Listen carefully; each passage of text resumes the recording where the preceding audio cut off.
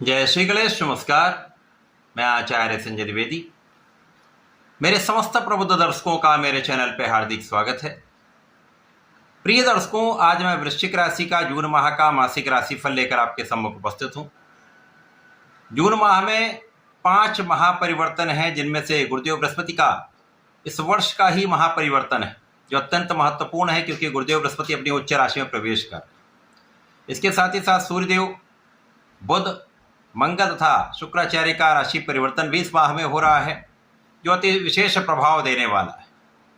प्रारंभिक समय में वृश्चिक राशि के जातकों के लिए जो ग्रहों की स्थितियां वो इस प्रकार हैं। आपके लग्न में ही चंद्रमा का गोचर, चतुर्थ भाव में राहु, पंचम में शनि, षष्ठम में मंगल स्वयं की राशि में, तथा सप्तम भाव में सूर्यदेव का गोचर चल रहा है। अष्टम भाव में 3 ग्रह हैं, जहां पर गुरुदेव, बृहस्पति, शुक्राचार्य और बुध हैं।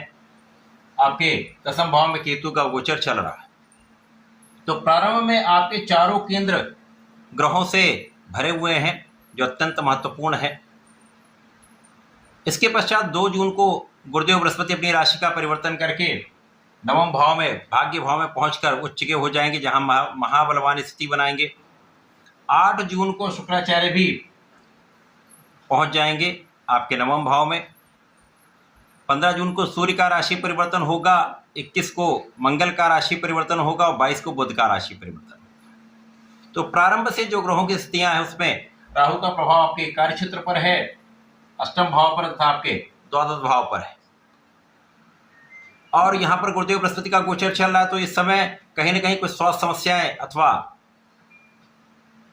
व्यय की अधिकता आपको तनाव दे रही, कुछ समस्या का कारण बना हुआ है। लेकिन जैसे ही इस माह में गुरुदेव का परिवर्तन आपके नवम भाव में हो जाएगा, गुरुदेव बृहस्पति यहाँ पर उच्च के होकर, महाबलवान होकर आपके लिए विशेष स्थितियां बनाएंगे। अब यहाँ से आपकी स्वास्थ्य समस्याएं कम होनी आरंभ हो जाएंगी। साथ ही साथ यहाँ पर गुरुदेव का प्रभाव आपके लग्न पर होगा, गुरुदेव का प्रभाव आपके पराक्रम पर होगा तथा आपके पंचम भाव पर होगा, जिसके कारण गुरुदेव आपको महाबलशाली बनाएंगे। पहले तो ये लग्न को प्रबल करेंगे। अब जब लग्न की प्रबलता आपको प्राप्त होने लगती तो समस्याएं कम होती हैं और गोचर का प्रभाव श्रेष्ठ रूप से प्राप्त होता है। तो यहाँ पर तनाव आपका कम हुआ, आपका शारीरिक भाव प्रबल हुआ, आपका मानसिक भाव प्रबल हुआ, तो समस्याएं कम होती हैं, आप पूर्ण प्रयास कर पाते हैं। तो यहाँ पर तनाव कम होने लगेगा तो निश्चित रूप से आप प्रफुल्लित भी रहेंगे। इसके साथ ही साथ यहाँ पर आप पूर्ण प्रयास करना आरंभ कर दें, क्योंकि यहाँ पर जो आपके पराक्रमेश हैं शनिदेव हैं, शनिदेव पर भी इनका गुरु की दृष्टि का प्रभाव है और शनिदेव गुरु की राशि में गोचर कर रहे हैं। तो अब जो आप पराक्रम करेंगे, अब जो आप प्रयास करेंगे वो सटीक होगा। अभी तक जो आप परिश्रम कर रहे थे, जो प्रयास कर रहे थे, उसका पूर्ण लाभ नहीं मिल पा रहा था, लेकिन अब महालाभ आपको प्राप्त होने लगेगा। इसके साथ ही साथ शैक्षिक भाव प्रबल होगा, जो गुरुदेव का ही भाव है। गुरुदेव इसके कारक भी हैं, इसके स्वामी भी हैं।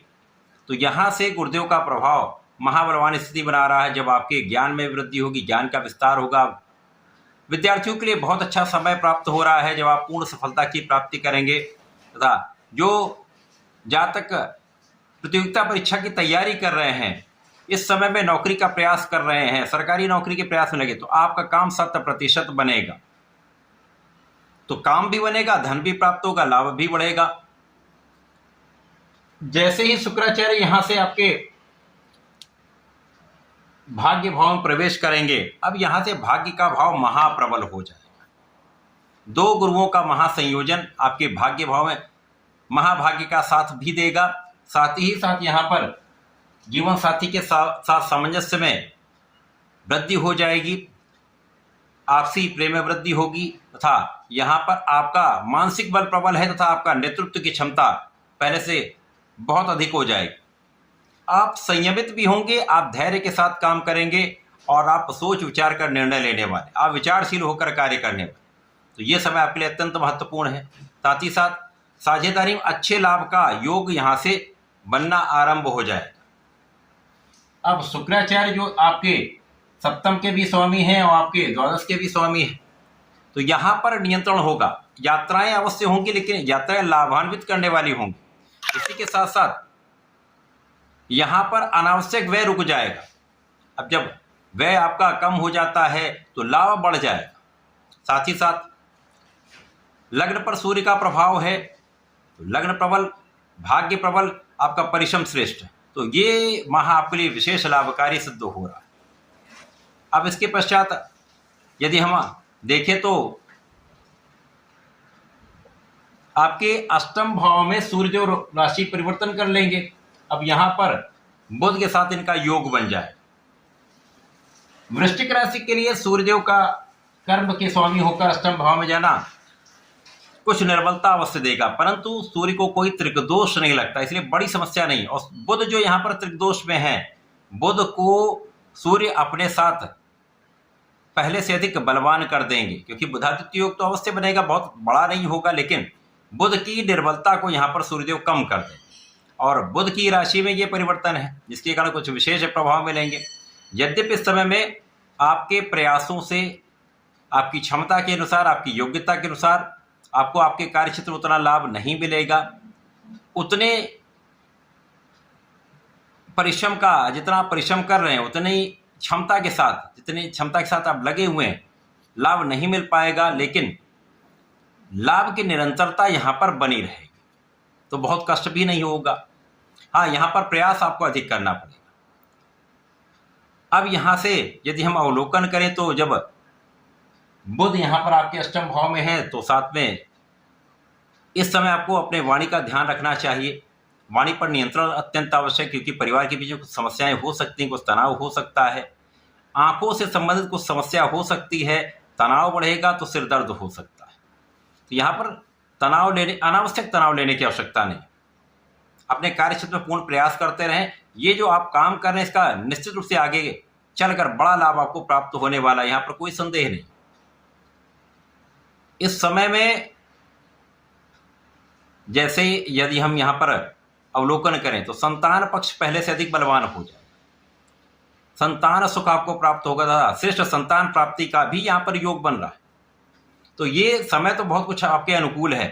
थोड़ा बहुत कहीं ना कहीं कार्यक्षेत्र में उतार चढ़ाव होगा, परंतु उतार चढ़ाव के बाद भी आप अपने योग्यता से, अपने परिश्रम से इस निर्बलता को दूर करते हुए आगे बढ़ेंगे और सफलता की प्राप्ति तो अब आप अवश्य ही करने वाले।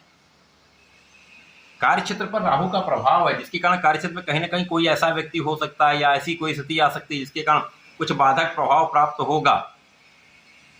लेकिन गुरु की प्रबल स्थिति, शुक्र की प्रबल स्थिति, उसके पश्चात जब यहाँ पर बुध भी आ जाएंगे और मंगल यहाँ से आपके सप्तम भाव में आ जाएंगे, जिसके कारण क्या होगा कि लग्न पर स्वयं के लग्न के स्वामी की दृष्टि का प्रभाव, महाबलवान स्थिति बनेगी।